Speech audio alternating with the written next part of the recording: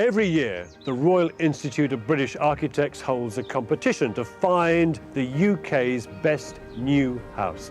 From hundreds of entries, they whittle it down to a long list, then a short list, and finally a winner for this great architectural prize. And this year, for the first time, Grand Designs is along for the ride. So, we'll be taking you behind usually closed doors to see some of the finest new architecture in the country. Wow, that's like a cliff of brick. If that isn't a facade, I don't know what is. So far, we've seen extraordinary country villas. This is the entry into the double height space. And houses that rework tiny urban plots. I'm very struck by this view, though. It's a hidden beauty, isn't it? This series is entirely dedicated to great houses of today, homes from which you can take inspiration, which are the exemplars of where design is heading. There are just 3 more contenders left to visit. I really was shocked at how modern it was. What it delivers is this glorious mixing of the atmosphere out there and in here. Before finally, we exclusively discover who the winner of this coveted prize is. Looking at great architecture is something of a dream job, really. A wonderful set of experiences that, frankly, we would like to share with you.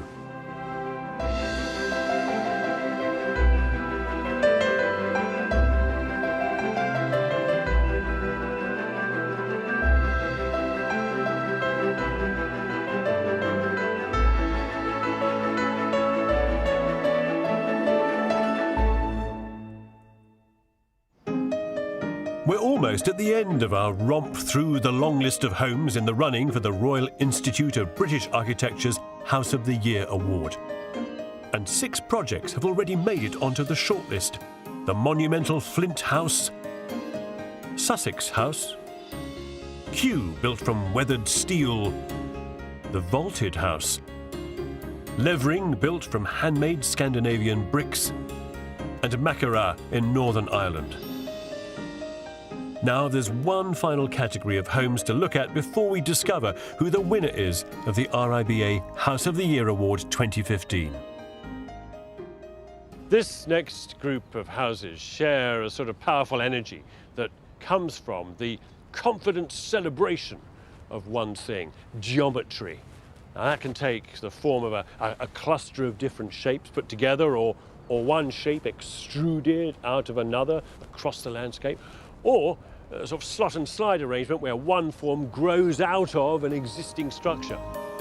All the homes we're about to see enjoy a thrusting confidence thanks to their shape. The first is in one of the most wild and windswept places in the country. This is Dungeness, which is a triangular wedge of land that juts out into the English Channel. It's composed entirely of shingle. And that makes it, interestingly, Britain's only official desert. It's also home to a rather struggling fishing industry here.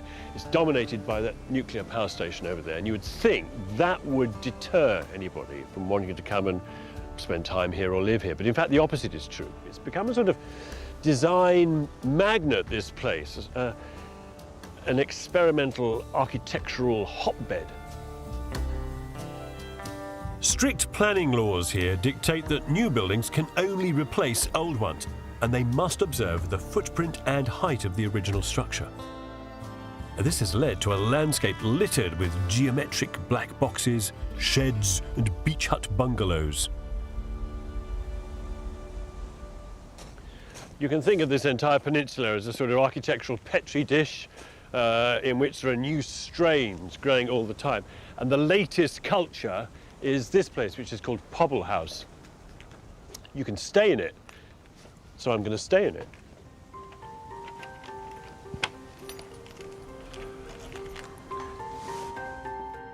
Pobble is a 100 square metre open plan house, built from 3 shed-like structures, covered in cement board, strips of larch and weathering steel.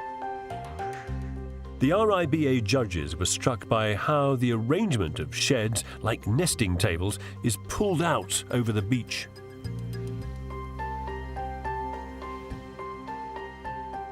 At the rear of the building, there's a children's dormitory. Connected to it is a second volume containing the master bedroom and a guest room. And finally, the kitchen and living room. It's not a difficult building to understand that this is the living space and kitchen separated by one step. This blue bit is the metal box stuck on the side, and down one side of the building runs the corridor with the front door on that side. Sorry, I haven't made the bed. But you can see in here how small this room is. It's just enough to get either side of the bed. Master bedroom. You walk out of that section of the building through this glazed link, this floating glazed link, into this separate building, which is the children's bedroom stroke family room. 6 bunks with little windows. And what is fantastic is actually the way that the architect has done simple things like put that long window there and give you that long view out, that connection through and out of the building either end is fantastic. Pobble replaced a traditional timber bungalow of a similar shape on exactly the same spot on the site. It was built as a series of timber-framed boxes. The shingle beach couldn't support a crane, so all the construction materials had to be carried to the site by hand. The insulated timber structure has a waterproof membrane to guard against wind and rain. And then a covering of cement board, steel and wraparound strips of larch cladding. The house took just 9 months to build and was designed by a local architect, Guy Holloway, to a relatively modest budget of £250,000. What I wanted to do was create a house like what you'd find on the beach. So you find rusting metal. Yeah, a lot of that, yeah. Boats that have gone, the timber's gone all silver. There are a lot of complications in terms of making sure that this building is going to be weather-tight. The weather here is quite furious. And underneath the timber, then, there is a waterproof skin, as it were. It's like a wetsuit. Literally, it's a rubber suit. There are no gutters here at all. Yeah. Because it's just beach. So the rain will just go through the timber and then just trickle inside the facade and then drip off onto the beach. Guy's colleague, Mike Pearson, has been using the same technique of larch cladding laid over a black wetsuit on another project further along the Kent coast. The larch that we're using here in Margate and the larch that we use down at Dungeness is Siberian larch. We picked Siberian larch because the temperatures are much, much colder, so the wood grows a lot slower, and ultimately the product is really quite stable. We weren't trying to marry Pobble up with other buildings, we were trying to marry it up with the surrounding environment. Larch is rich in resin, so it doesn't need a varnish. Instead, it silvers with age to a variegated grey. These contemporary beach huts are becoming increasingly popular. I suppose what it is, it's the combination here of being able to live in this new piece of architecture and still have contact with this amazing landscape out here. And this landscape is like an American prairie, offering intense respite just an hour from London. This is a nice detail. At this end of the building, to have corners which are glazed, so your view isn't directed just down the length of the building, but also out at 45 degrees. And look, it disappears right into the pocket of the wall. This one too. There's even a little pocket for the handles. Now that detail's not cheap to do. Getting a cantilever to work like this, not easy to do. What it delivers is this glorious mixing of the atmosphere out there and in here. You expect a wild bird to fly in, circle around and fly out. It's great. This is actually the best seat in the house. I have seen many views improved by architects, but that takes the biscuit. It's a window that makes it look as though you own your own personal nuclear power station in your own garden. It's fantastic. The RIBA judges enjoyed those carefully framed views, Pobble, they said, is small but perfectly formed. And I think it appealed to them precisely because it references the humble shed. For architects, sheds are really interesting because they are almost habitable, and they've got perhaps a window, a roof, a door in them. They're not insulated, but it doesn't take much to convert them into somewhere to live. And in so doing, I think many of us find the idea of the shed attractive because it's a very simple idea. It suggests authenticity and a more straightforward way of living. But what do the people who already live and work here think of this new sheddy chic architecture? What's your view of the change that's now happening and these new buildings which are appearing? Did you see that as just an evolution of what's always gone on here? Or is it's it something an evolution to a degree. If you look at all these houses down here years and years ago, they all worked in the local industry, which would have been fishing. A lot of them were lifeboatmen, so they're all part of the community. They all work together. If you've just got holiday makers come down, what community is that? Yeah. Do you think you can cope with another 15 or 20 of these contemporary buildings? 15 or 20, yes. Yeah. You've got to be reasonable about it, haven't you? Yeah. What's your view about that building? At first, I thought it screamed, but now it's weathered. I think it is far more in keeping with the colours over there. Yeah. People were attracted to Dungeness for a certain reason, and part of it is because there's ramshackle buildings. Yeah. So I think if it's done sensitively and just occasionally. Yeah, I think there needs to be a balance. This place is special. It's a kind of environment that takes a different approach to building. And these homes, for that matter, are temporary. And that, too, suggests a rather modest approach to how they're done outside and in. And then you add to that the fact that this site, historically, has been used by fishermen, by a small local community, now by EDF with their nuclear power station here. And of course, the architecture then is able to take all of that as its rich context. So these buildings, if you like, are more responsive, more contextual, and far more exciting because of it.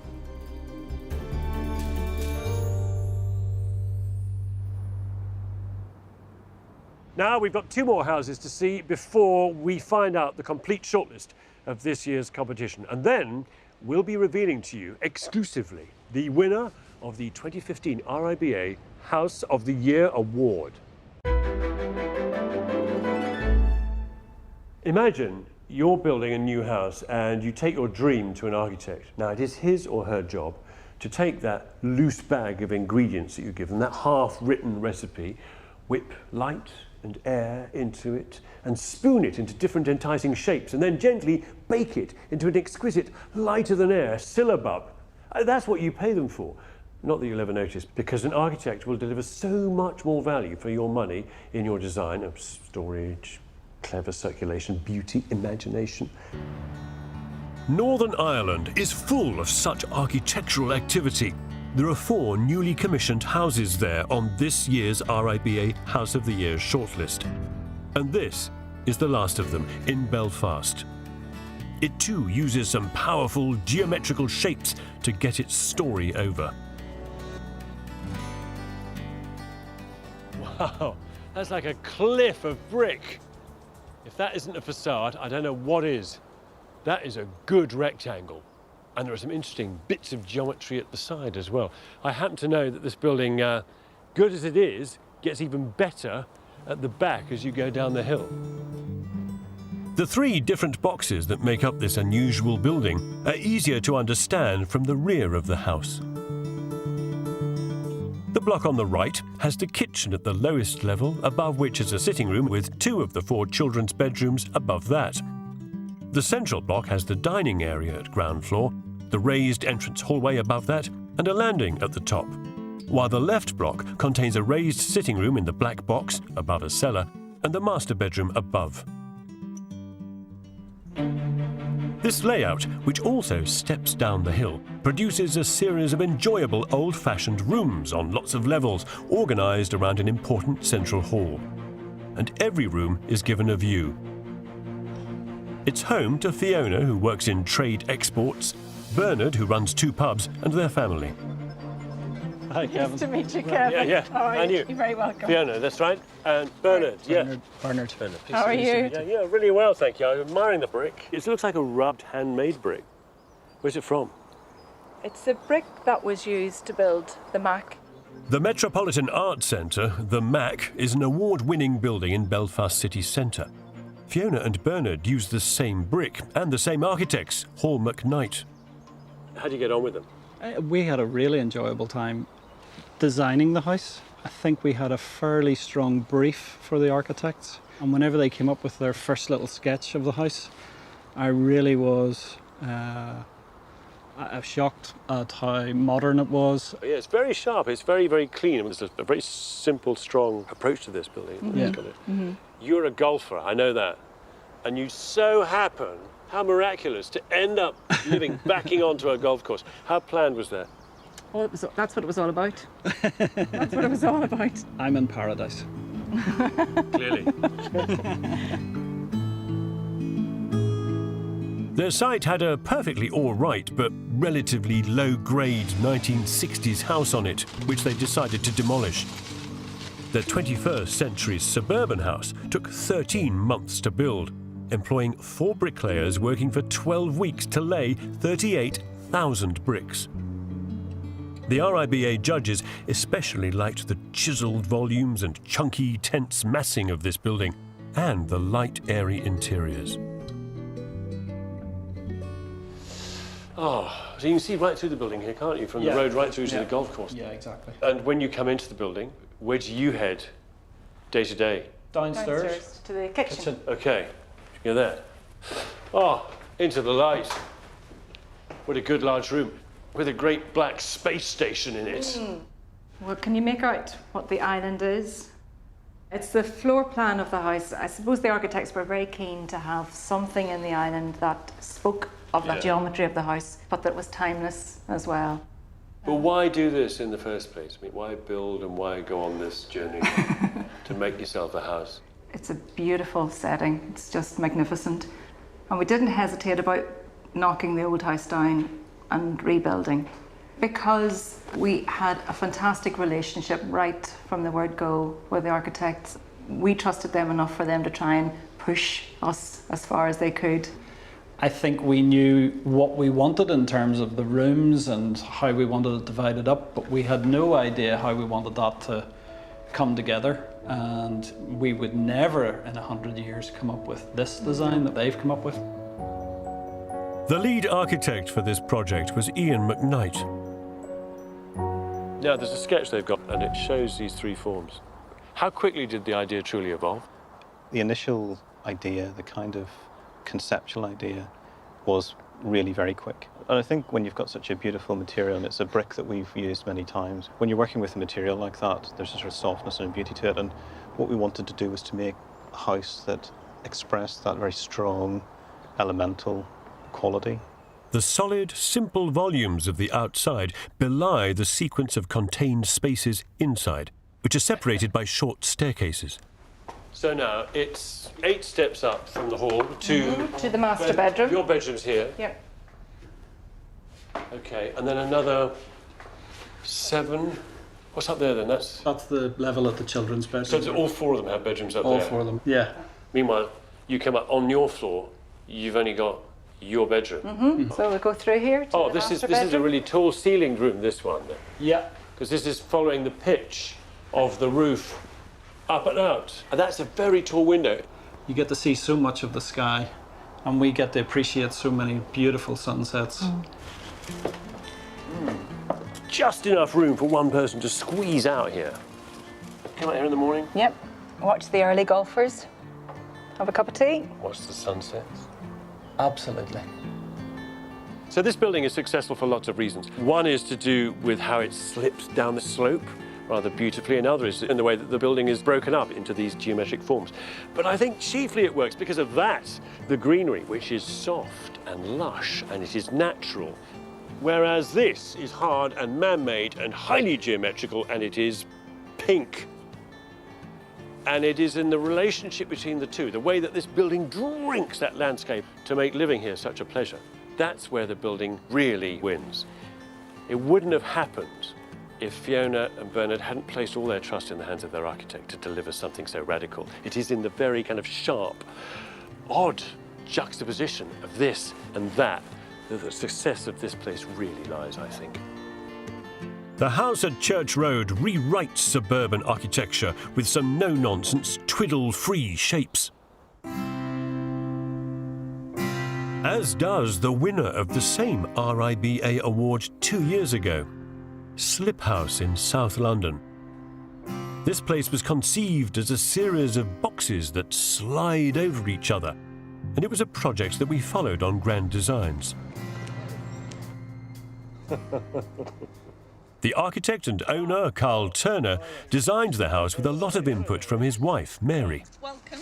I like to think of it as the mothership. Yeah, giving it a female identity. Well, it's weird though, because when you come up the road, it is like she's landed. You're telling me? Yeah. The judges didn't just enjoy the materials and geometry of this building, but also its versatility. Oh, they both move. Yeah. That's rather neat. And this pod is a box within a box on wheels. You can sort of rotate it around the room. Yeah. It's a moving room. It's terrific.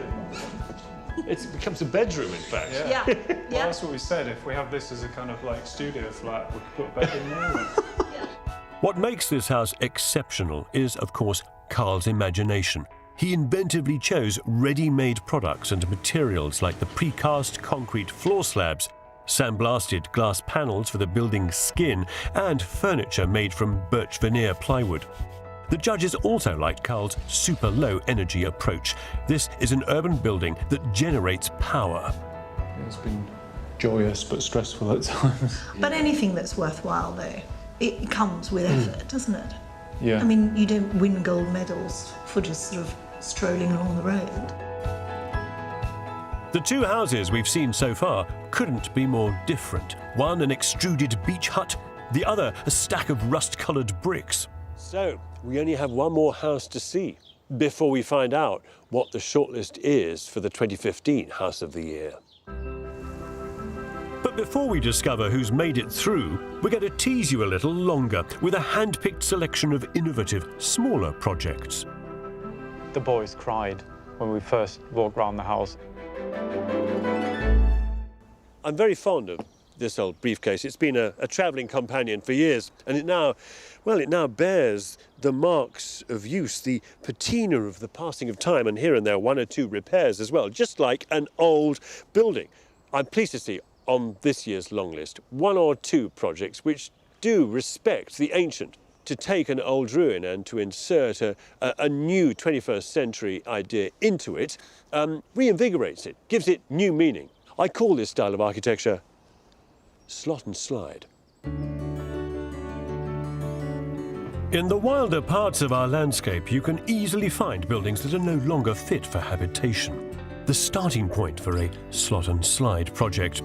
And that's precisely how the story of this final house began. Architect Zach Monroe went to find out more.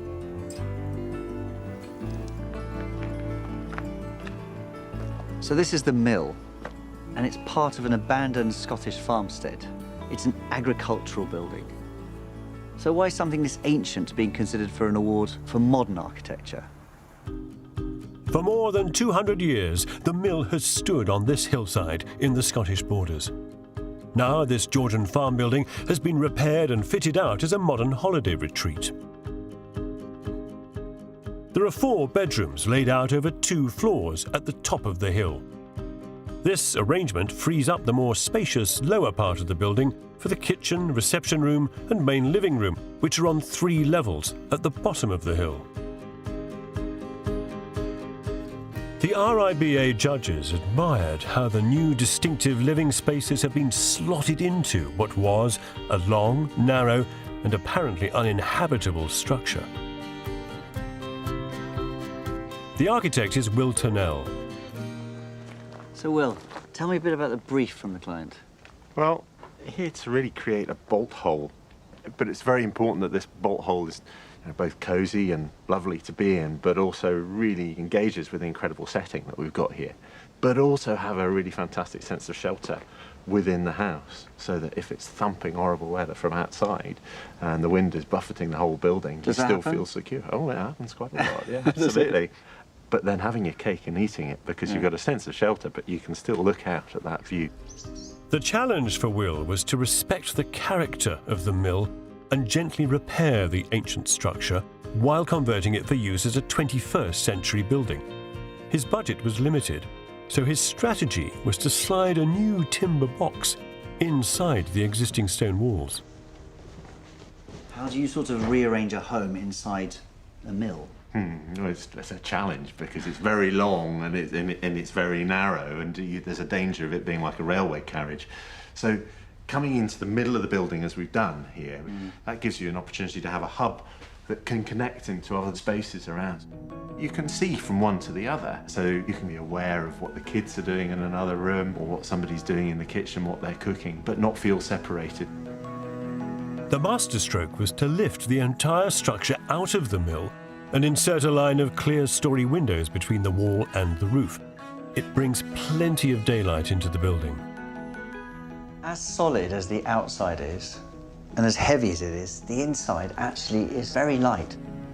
What we wanted to do is have a sense of both lightness in terms of the daylight that's coming in, but also a sense of what it's made of, that it's made of something different from the outer skin. The joy and delicacy of the interior is, however, upstaged by the landscape. So what's up here, Will?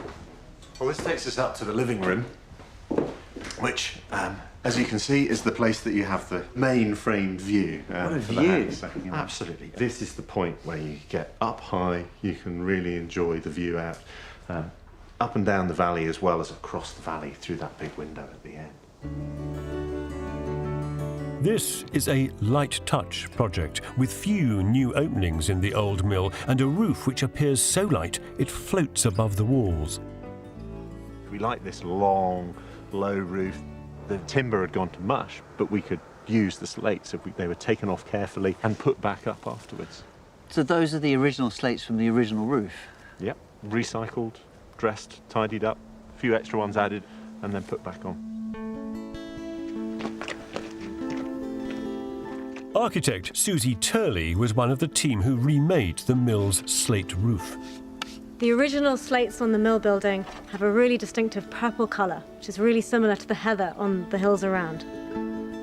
There wasn't quite enough of the original slates to cover the whole roof, so we needed to get some from a local source, and they were reclaimed slates. The slates on many Scottish houses are traditionally small and heavy, so that they can resist strong winds, but it means you need a lot of them. It took 3 slaters 4 weeks to fit more than 5,000 slates onto the roof of the mill. It's a job that needs a good eye as much as experience and skill. The result is a roof which is as subtly textured and coloured as the old walls. I think the magical success of this place, and it has a great sense of place, lies in the juxtaposition of the breathtaking elegance of the inside with the grain and the roughness of the exterior.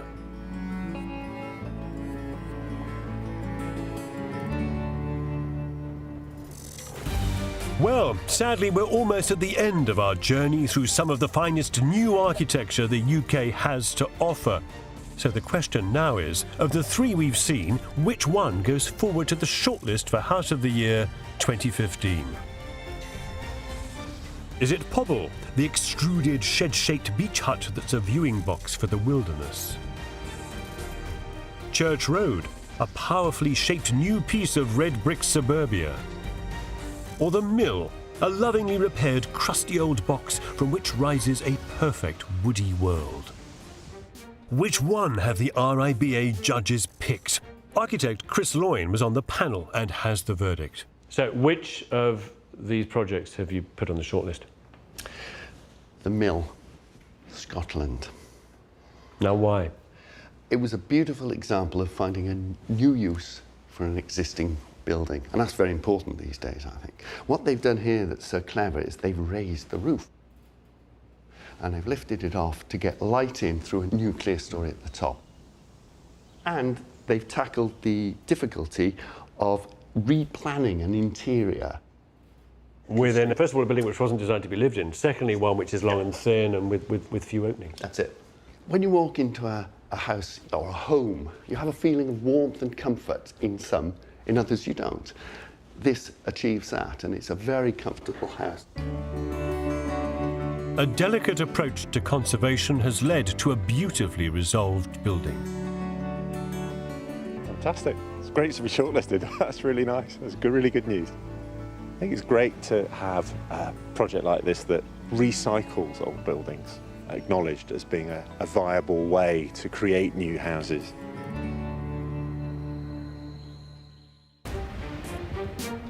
You too can vote for any of the houses in this series to win our public vote by logging on to channel4.com/House of the Year. We now know all of the 7 houses which have made it onto the shortlist for the RIBA's House of the Year. But first, before we announce the winner, there's a final category of projects that we at Grand Designs have picked out from amongst the hundreds of buildings that were under consideration in this year's competition. Each of the houses you're about to see has already won an RIBA regional award, and so we wanted to take the opportunity to celebrate these small projects. Knighton House is a Victorian villa in the suburbs of Leicester, which has been completely refurbished by Feldman Architects with 2 new extensions. Niels, the architect, lives here with his wife, Lisa, and their 2 children. When we first purchased the Victorian house, it was in a shocking state of disrepair. It was so bad, in fact, the boys cried when we first walked around the house. But new approaches, materials and ideas can revitalise an old building. Niels designed 2 timber-framed extensions to the home that are low, long and powerful. The side extension and the second extension, which is now the office, really open out towards the sunshine, and with that we've changed the orientation of the house towards the garden.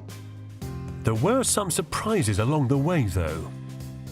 When the house was turned into bedsits in the 1920s, the stairs were boxed in, and when we bought the house we didn't know whether the staircase still existed. But on the first day we gave the boys a hammer each, and they discovered the staircase. Finding the staircase helped re-establish the old character of the place. The new extensions add 21st century functionality. We realised that the existing house had great rooms, but it didn't quite work for us as a young family with both of us working from home.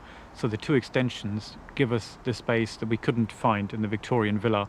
Well, we love entertaining as well, so to have a huge space facing the garden, to be cooking and entertaining, it's really changed our lives.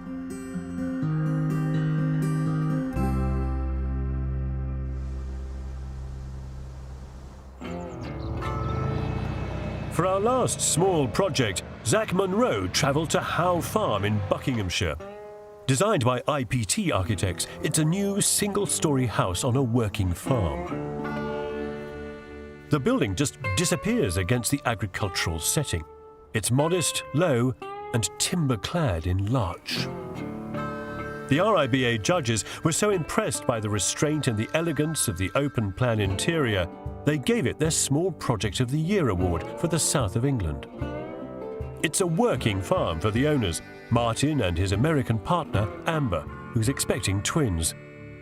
I think initially Martin wanted something quite traditional, whereas... A timber-framed building, quite traditional. Whereas I always wanted something that takes me back to California a bit more outdoor living, you know, kind of incorporating that. And really just being able to enjoy the views while we were inside and the beauty of where we are.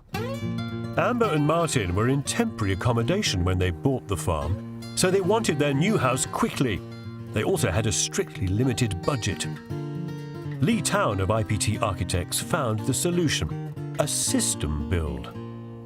So what is this system that it's built from? It's basically a rigid insulation that's sandwiched between a sheathing board each side, and every kind of 2 feet or 600 millimetres you have a structural timber, and then everything just slots together. For this house, the actual structural skeleton we built in 6 days basically. As soon as that's complete, electricians, plumbers, roofers and the cladding teams can immediately work on it. All at the same time? All at the same time. One of the things about this house is that it is ideally suited for children. I'm really excited about it, actually. The idea of having twins is absolutely terrifying, but when they get older, I can open up these windows and throw them outside and know that I can see them from almost every single room in the house. I think it's going to be great. I can't wait.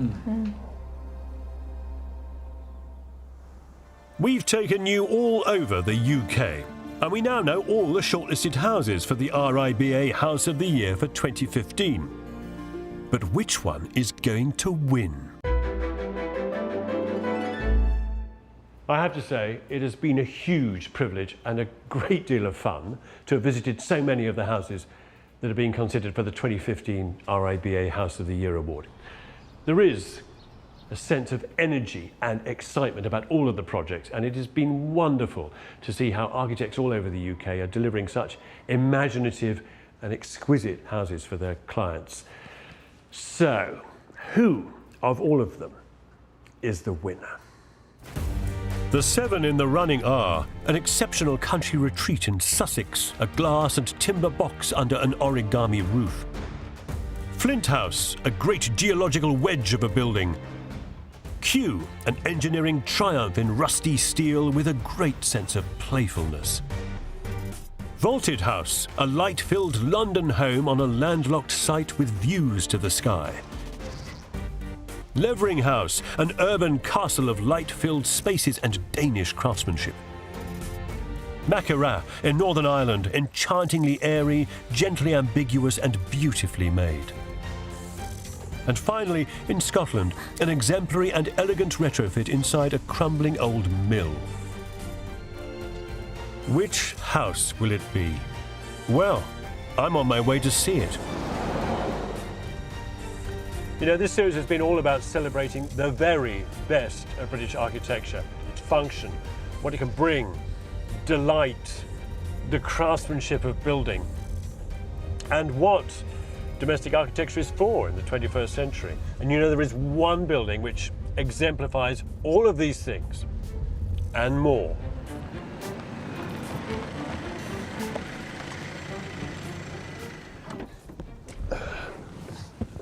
Wow.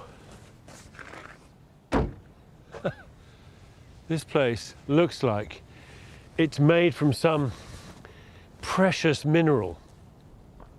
24 carat. No wonder it's the winner. Flint House. This is a game changer. Flint House isn't just good, it's important. It redefines relationship with landscape. This hunk, 80 tons of flint, was built for Lord Rothschild on his family estate at Wadston in Buckinghamshire, and it is exquisite. At the thin end of the Great Wedge is a dining area with full-height windows on 3 sides. It sits against a separate kitchen, which is half open to a sitting room carved into the building. Above are 3 bedrooms fitted neatly into the rising volume of the triangle. And this main building has a smaller companion next door. It's built out of the very material it sits on, a seam of flint. The flint, together with blocks of chalk, are graded up the walls of the building in layers like strata. This is a ziggurat temple to the raw material.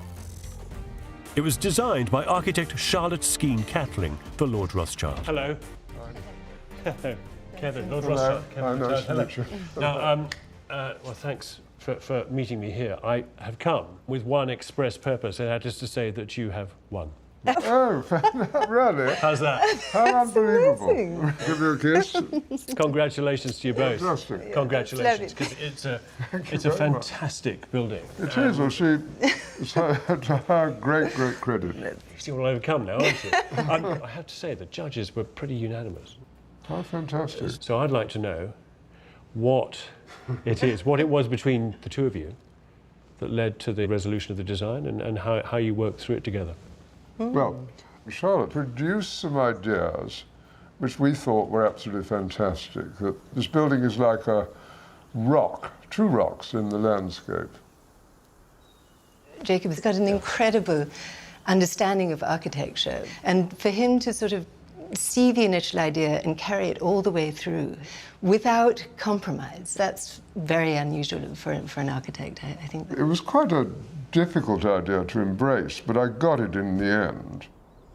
And having got it, then I think, you know, I'm good at the detail. You ran with it. Yeah. So having come up with the idea, the sort of simple, clear narrative, how easy was it then to arrange the internal spaces? It was quite tricky, actually.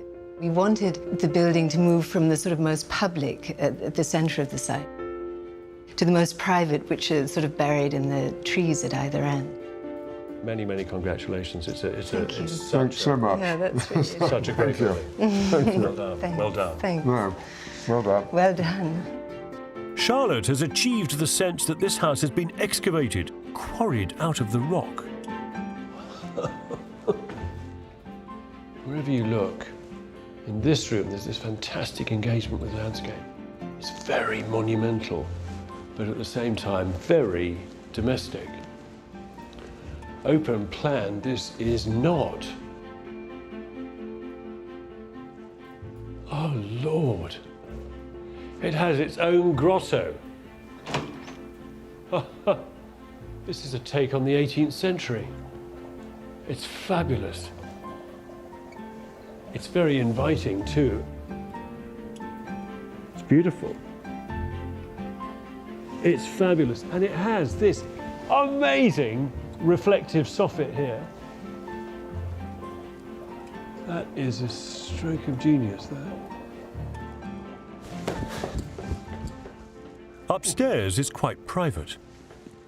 That's quite some view back down. Across a gallery above the sitting room is the master bedroom. Oh. A few traditional furnishings. This building, it's incredibly robust. It could almost accept any decoration, any personality. It's a very finely tuned balance between the solidity of the mass of this building and its potential to adapt. Wherever you look, out of every window, there is a view of landscape. However, there's one more flight of steps up.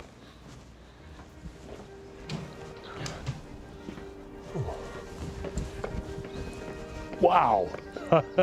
Top of the rock. Oh, this is the kind of view you get when you climb a hill. Normally at this point, I would be producing an apple and a piece of cheese from my rucksack. A wedge-shaped piece of cheese, of course.